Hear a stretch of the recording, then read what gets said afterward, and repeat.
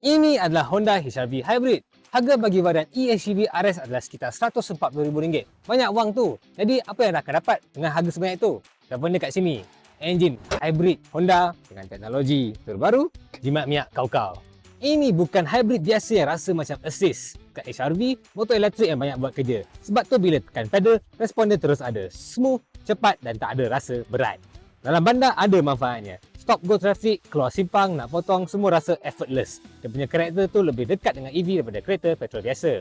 Sebab dalam kabin pula, dia memang typical Honda. Simple, kemas, semua benda senang nak capai. Bukan jenis penuh gimmick tapi praktikal untuk pakai setiap hari. Tetapi paling penting dan impresif, penggunaan minyak. Sepanjang kita orang guna, consumption memang konsisten bawah 5 liter per 100 km. Untuk SUV size macam ni, itu memang jimat.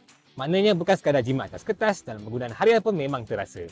Korang singgah stesen minyak, korang fikir pasal kos jalan jauh. Dan sekarang timing dia memang ngam. Honda Malaysia sedang mengadakan kempen hybrid dan ride. Kalau beli HR-V eHEV RS atau mana-mana model hybrid Honda, korang akan dapat rebate tambahan RM2,000, servis buruh percuma selama 2 tahun dan peluang untuk bawa balik Honda Prelude selama seminggu. So bukan sekadar beli kereta hybrid tapi ada extra value sekali. Kalau anda sedang cari SUV compact yang praktikal, jimat minyak gila, efisien dan masih lagi handsome, belilah ini Honda HR-V eHEV RS Hybrid. Macam geng, on tak on.